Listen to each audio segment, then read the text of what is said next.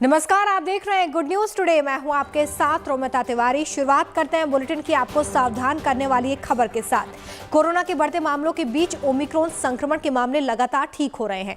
खास बात यह है कि इन मरीजों में से किसी की भी हालत नाजुक नहीं रही है। इसकी बड़ी वजह यह है कि डेल्टा के मुकाबले ओमिक्रॉन वेरिएंट के मरीजों में गंभीर लक्षण फिलहाल दिखाई नहीं दे रहे। तो हम आपको बता दें कि हर सवाल का एक जवाब, हर मर्ज की एक दवा है, और वो है कि हमें घबराना बिल्कुल नहीं है, एहतियात बरतना है, सावधानी रखनी है। राहत भरी खबर ये भी है कि ओमिक्रॉन तेजी से बढ़ेगा तो जरूर, लेकिन डेल्टा की तरह खतरनाक नहीं होगा। ऐसा हम क्यों कह रहे हैं, उसका परिणाम भी आपको दिखाएंगे। हम उन लोगों से आपको मिलवाने जा रहे हैं जो ओमिक्रॉन को मात दे चुके हैं। लेकिन पहले देखिए ये राहत भरी खबर।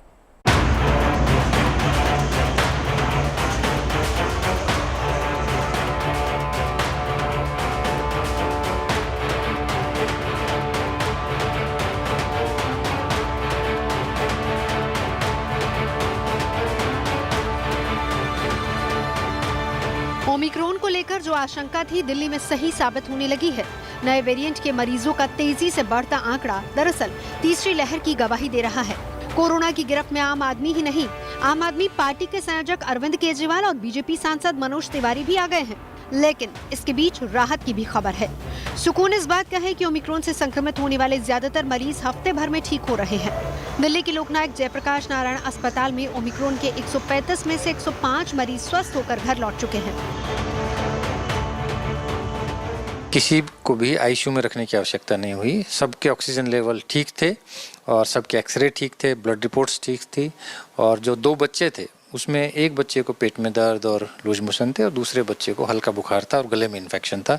बाकी सारे एडल्ट्स थे जिनको कि साथ में या तो डायबिटीज़ था या ब्लड प्रेशर था, और एक पेशेंट को ट्यूबरकुलोसिस भी था साथ में। यानी ओमिक्रॉन के आंकड़े बेशक परेशान करने वाले हों, लेकिन नया वेरिएंट डेल्टा वेरिएंट की तुलना में कहर नहीं बर पाएगा। डेल्टा वेरिएंट से संक्रमित होने पर मरीजों को स्वस्थ होने में 7 से 10 दिन का वक्त लग रहा था। कुछ मरीजों को उबरने में इससे भी ज्यादा का वक्त लगा, लेकिन ओमिक्रॉन के 92% मरीज हफ्ते के अंदर ही नेगेटिव पाए गए हैं। सिर्फ 5% मरीज 8वें दिन और 3% मरीज 9वें दिन नेगेटिव हुए। साफ है कि ओमिक्रॉन तेजी से फैलता तो है, लेकिन जल्दी ही शरीर को छोड़ भी देता है। और राहत की बात यह है कि ओमिक्रॉन के ज्यादातर मरीजों में कोई लक्षण भी नहीं है। कुछ में अगर मिलते भी हैं तो हल्का बुखार, कमजोरी मिलती है या फिर भूख की कमी जैसे मामूली लक्षण हैं। बच्चों में पेट दर्द और डायरिया की शिकायत पाई गई है। हालांकि ये बात भी सही है कि स्वस्थ होने वाले मरीजों में ज्यादातर लोगों को कोई गंभीर बीमारी नहीं थी। अगर डायबिटीज, डिप्रेशन या फिर टीबी जैसी बीमारी वालों को संक्रमण होता है तो उनको उबरने में ज्यादा वक्त लग सकता है। ये सारे के सारे जो पेशेंट्स जो ओमिक्रॉन से संक्रमित थे वो ज़्यादातर वो थे जो कि रिलेटिवली हेल्दी थे, और इनमें 60 से ज़्यादा उम्र के व्यक्ति नहीं थे, प्रेगनेंसी वाले नहीं थे, क्रोनिक डिजीज़ बहुत कम पेशेंट्स थे और वो भी कंट्रोल्ड थे।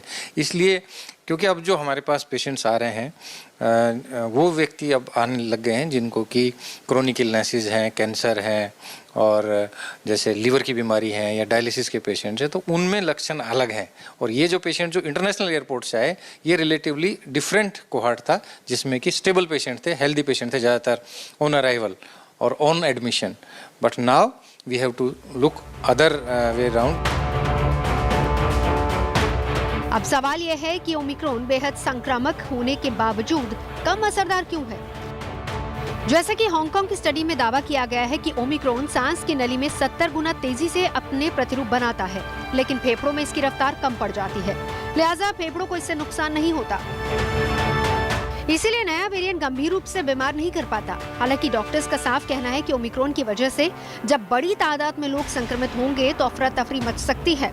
लक्षण भले ही कमजोर हो, लेकिन लोग बीमार पड़ेंगे तो अस्पताल में भीड़ बढ़ सकती है, और इसीलिए बेहद जरूरी है कि कोरोना नियमों का सख्ती से पालन किया जाए और ओमिक्रॉन को दूर रखा जाए। तेजश्री पुरंदरे के साथ bureau report, good news today. देश ही नहीं, पूरी दुनिया में ओमिक्रॉन के बढ़ते संक्रमण को लेकर चिंता बढ़ी हुई है। कोरोना और ओमिक्रॉन के बढ़ते मामलों पर लगाम लगाने के लिए डॉक्टर्स के साथ साथ हेल्थ इंफ्रास्ट्रक्चर भी जी जान से लगा हुआ है। ऐसे माहौल में हमारी सहयोगी नवजोत ने उन लोगों से बातचीत की है जो ओमिक्रॉन को मात दे चुके हैं। जानते हैं कि ओमिक्रॉन संक्रमण से उबरने के दौरान उनका अनुभव कैसा रहा है। इस वक्त हमारे साथ 3 खास मेहमान जुड़ चुके हैं और तीनों ओमिक्रॉन को मात देकर आए हैं। सूर्यजीत हमारे साथ हैं, महक गुप्ता हमारे साथ हैं और भारती गुप्ता हमारे साथ हैं। महक, मैं आपसे जानना चाहूंगी, क्योंकि देखिए आज जनता के मन में जितने सवाल हैं आप तीनों लोग उन सवालों का जवाब दे सकते हैं। तो पहला सवाल सबसे बड़ा यही है कि आपको कब एहसास हुआ, कब पता चला कि ये ओमिक्रॉन है, कि आपको कोरोना है? सूर्यजीत। वो लेडीज फर्स्ट। ठीक है, हम महक से जान लेते हैं। जी महक। मेरे को पता चला तब हम इंटरनेशनल एयरपोर्ट पे पहुंचे थे। वहाँ पर एक और बार हमारा आरटीपीसीआर टेस्ट हुआ था और वहाँ पर मेरे को पता चला मेरे को पॉजिटिव आया है। पर कोई सिम्टम्स थे आपको? बिल्कुल भी नहीं, मेरे को कोई भी सिम्टम्स नहीं आ रहे थे। हाँ, तो ये नॉर्मल कोरोना है जो चलता आ रहा है या फिर ये ओमिक्रॉन है, ये फिर कैसे पता चला? तब मैं वार्ड में जाई थी, वहाँ पर उन्होंने जीनोम टेस्टिंग के लिए भेजा था मेरे टेस्ट का, और वहाँ पर पता चला ओमिक्रॉन था। तो उसके पहले कोई ऐसे टेस्ट नहीं हुआ था। तो भारती जी हमारे साथ हैं, सूर्यजीत हैं, महक हैं, ये सारे ऐसे सवाल हैं जिनके जवाब आप देंगे और जनता को यकीन माने कि सुकून मिलेगा। सूर्यजीत, अब मैं आपसे जानना चाहूंगी, आपको कब पता चला? क्या कोई पहले से लक्षण आपको फील हो रहे थे, महसूस हो रहे थे आपको? नहीं, बिल्कुल नहीं। एक्चुअली यही तो भयंकर चीज है ओमिक्रॉन के साथ, बट मोर फॉर द ज्यादा से ज्यादा फॉर द जिसने वैक्सीन अभी लिया नहीं है। आई थिंक मैंने तो डबल वैक्सीन लिया हुआ है, मैं दूसरे के बारे में नहीं बोल सकता, बट सिम्टम्स तो बिल्कुल नहीं थे। और अगर सरकार ने टेस्टिंग नहीं दिया था एयरपोर्ट पे, तो लंदन से नेगेटिव टेस्ट लेके वो आप कहाँ से ट्रैवल करके आ रहे थे सूर्यजीत? ये भी जरा थोड़ा डिटेल। मैं लंदन से आ रहा था। हाँ। लंदन से आ रहा था। हाँ। और वहाँ पे तो नेगेटिव पीसीआर टेस्ट लेके आए थे। वहाँ पे 72 घंटे पहले तक आपको एक नेगेटिव टेस्ट लेना होता है। तो सिम्टम्स भी नहीं थे और मैं बहुत खुशी से घर आ रहा था, सब परिवार दोस्तों से मिलने, और टेस्टिंग के बाद पता चला कि कोविड पॉजिटिव हूँ। हाँ। मैं तो मान नहीं पाया पर अस्पताल ले जाके उन्होंने फिर से एक टेस्ट किया और फिर से पता चला कि पॉजिटिव है। तो it wasn't a false positive, it was a true positive.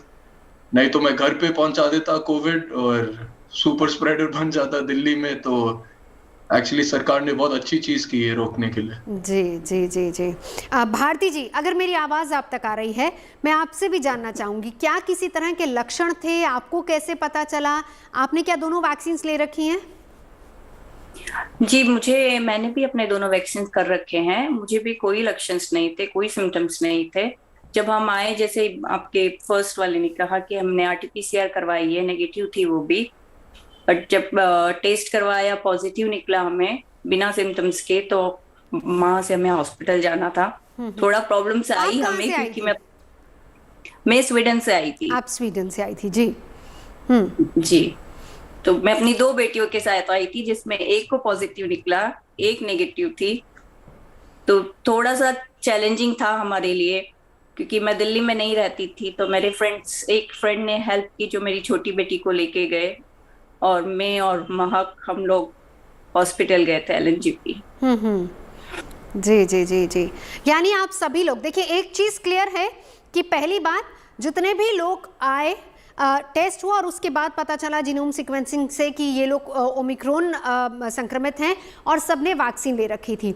उसके बाद लक्षण आप में किसी तरह के कोई नहीं थे। मैं सूर्यजीत जी अब आपके पास वापस आना चाहूँगी, ज़रा समझाइए कि कितना वक्त लगा आपको रिकवर होने में, और उस टाइम पीरियड के दौरान किस तरह के, क्या कोई लक्षण वापस से आपको महसूस हुए, या हेल्थ वाइज कैसा रहा ये पूरा समय जब तक आप रिकवर नहीं हो गए? आई थिंक सिम्टम्स तो माइल्ड थे, ऑलमोस्ट एसिम्टोमेटिक था। जैसे मैंने बोला, मैं तो मान रहा भी नहीं था कि मुझे कोविड हुआ था। मुझे बिल्कुल कोई सिम्टम्स नहीं थे। तो एक्चुअली पर अस्पताल में तो वो मेडिसिन दे रहे थे, vitamin C, vitamin E, vitamin D, तो उसको लेके आई थिंक सिस्टम ने बीट किया, पर 10 दिन तो लगा पॉजिटिव टेस्ट वो नेगेटिव रिजल्ट आने के लिए। मेरे ज्यादा सिम्टम्स नहीं थे, पर मेरे दोस्तों और फादर को भी हुआ था, और उनको थोड़ा सा फीवर, थोड़ा सॉर थ्रोट, पर ये तो जुकाम अगर लगा है तो कोविड हो सकता है। उसमें अंतर बताना बहुत मुश्किल है। जी जी जी। चलिए, भारती गुप्ता, महक दोनों हमारे साथ इस वक्त हैं, सूर्यजीत हमारे साथ हैं। देखिए, आप लोगों का जो जवाब है वो आज पूरी जनता, पूरा हिंदुस्तान देख रहा है, हर कोई देख रहा है, और यकीन मानिए काफ़ी लोगों के जहन में ये सवाल भी होंगे। यानी पहली बात, एसिम्प्टोमेटिक हैं सभी लोग, और दूसरा, किसी तरह के कोई लक्षण थ्रू आउट, जब तक ये नेगेटिव नहीं आ गए तब तक कोई ऐसे लक्षण महसूस नहीं है, और तीसरी बात ये है कि सभी ने वैक्सीन लगवा रखी है। वैसे कारण ये भी हो सकता है कि वैक्सीन की वजह से ही एक सुरक्षा कवच इनको मिल गया हो। तो जानकार ये भी मान रहे हैं कि भारत में ओमिक्रॉन की वजह से तीसरी लहर आएगी, लेकिन डेल्टा की तरह घातक नहीं होगी। IIT कानपुर के प्रोफेसर मणिंद्र अग्रवाल का दावा है कि दक्षिण अफ्रीका की तरह ही भारत में भी ओमिक्रॉन जल्दी ही विदा हो जाएगा। बड़ी तादाद में लोगों को अस्पताल में भर्ती होने की जरूरत भी नहीं होगी। साउथ अफ्रीका की ओर देखें हम तो वहाँ पे 17 दिसंबर को अधिकतम स्तर पे था, और अब बड़ी तेज़ी से संख्या वहाँ कम हो रही है। वहाँ पे हॉस्पिटल भी ज़्यादा उन पे दबाव नहीं आया, लॉकडाउन भी लगाने की उन्हें आवश्यकता नहीं पड़ी। तो इसका मुख्य कारण ये था कि बहुत उच्च स्तर की नेचुरल इम्यूनिटी, 80% लोग करीब नेचुरली इम्यून थे। ऐसा जैसे यूरोपियन देशों में नहीं है, वहाँ पे नेचुरल इम्यूनिटी कम है, इसलिए वहाँ संख्या ज़्यादा तेज़ी से बढ़ रही है।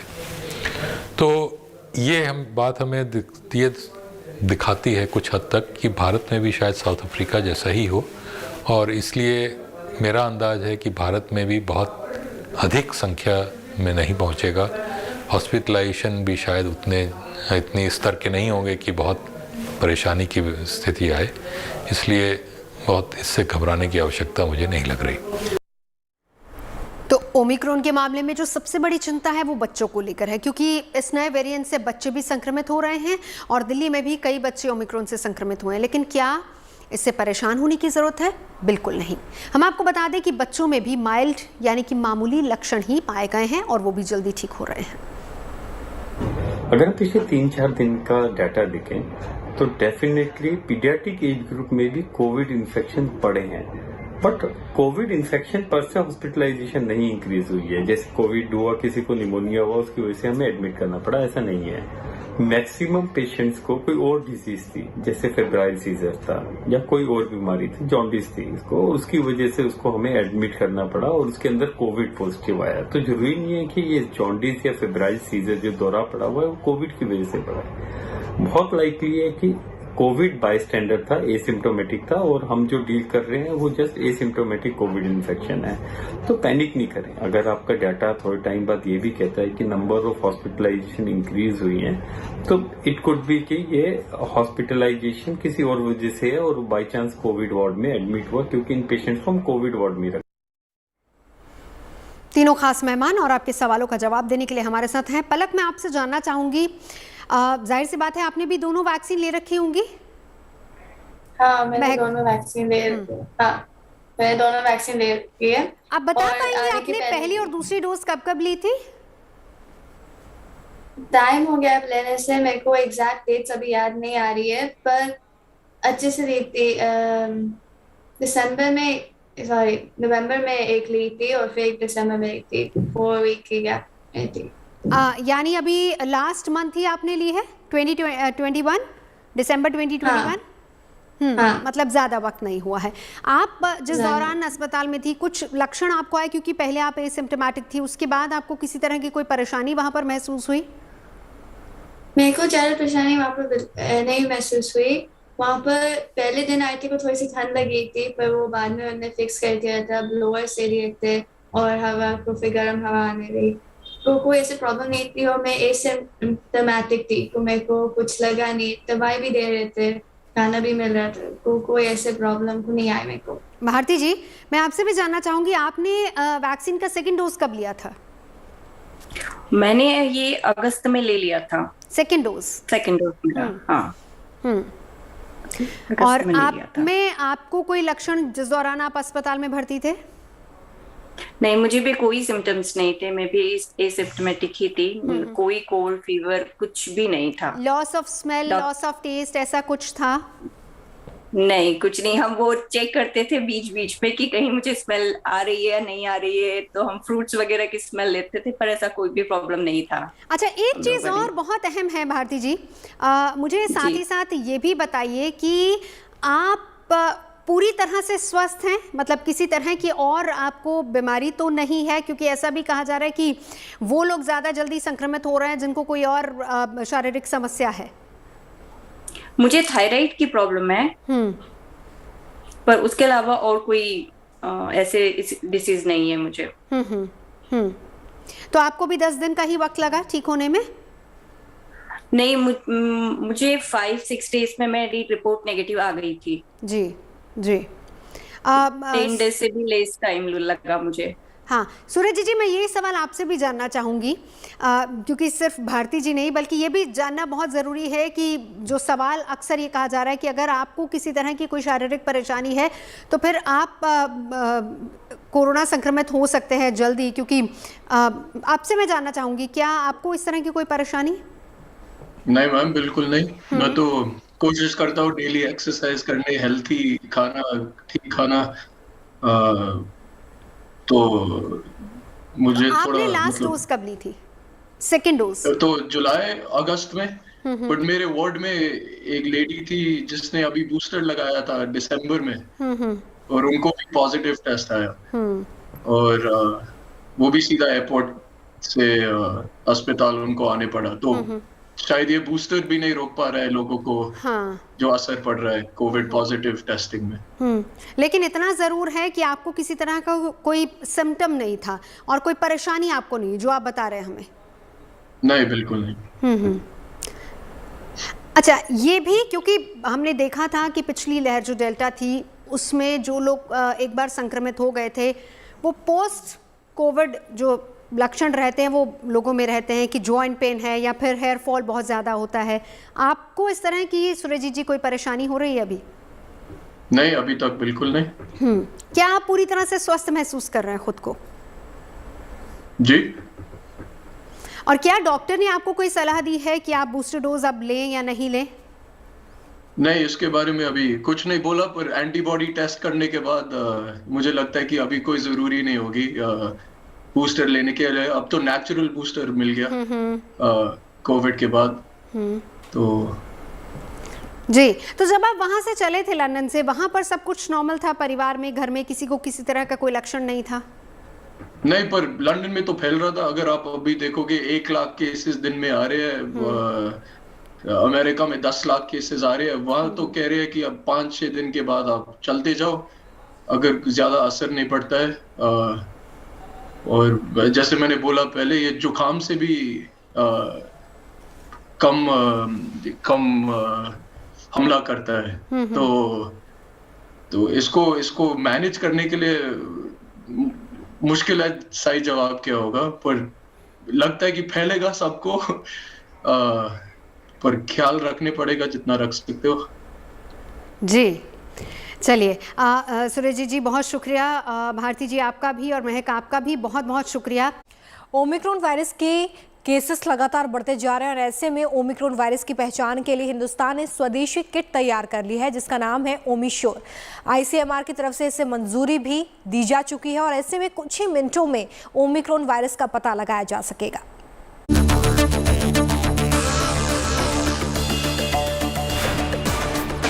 कोरोना का नया वेरिएंट ओमिक्रॉन डेल्टा जितना घातक नहीं है, ये सच हो सकता है, लेकिन इसके संक्रमण की रफ्तार डेल्टा वेरिएंट से कई गुना तेज है। जबकि गनीमत है कि ओमिक्रॉन वेरिएंट से मृत्यु दर ना के बराबर है। हालांकि कोरोना के इस वेरिएंट से घबराने की जरूरत नहीं है, लेकिन सावधान रहने का सायरन लगातार बज रहा है।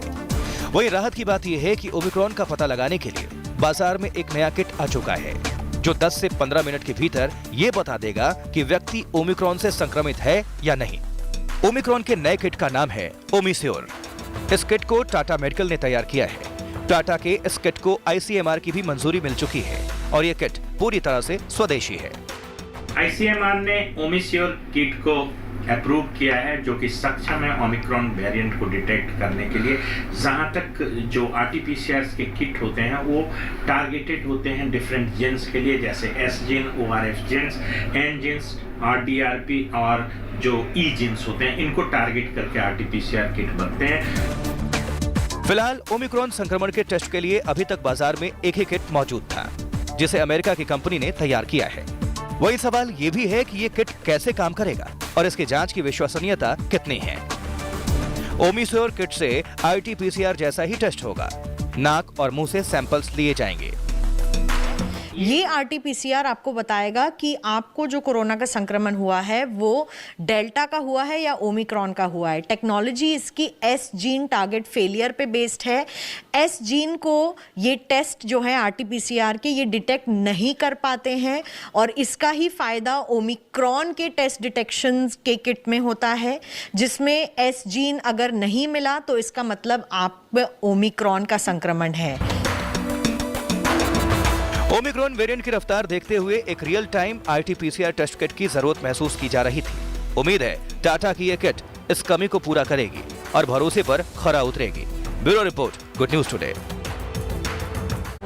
इसी के साथ बुलेटिन में फिलहाल इतना ही। अच्छी और सच्ची खबरों के लिए बने रहिए